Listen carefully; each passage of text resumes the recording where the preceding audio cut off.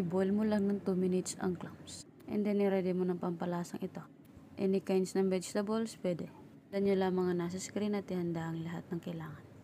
Yan, a little boiled water. Yan yung pinagpakuluan kanina ng clams. Ayan, start na tayo. Mag-gisa ng bawang, sibuyas, at luya. Yan.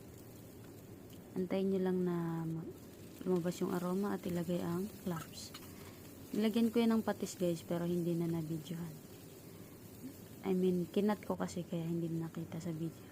Ayan, lagay ng white pepper. And then, lagyan ng Knorr seasoning. Tansya-tansyahin nyo lang guys. Ayan. Tapos sugar para balanse sa alat. Ayan. Tapos, ilagay nyo na yung gulay. Pagka nag-light brown na yung clams. Halo-haluin, takpan.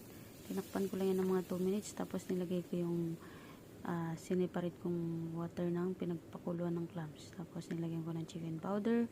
Ayan na, napukit pa nga. Ilaw fire nyo na mga 1 minute. Tapos, yan.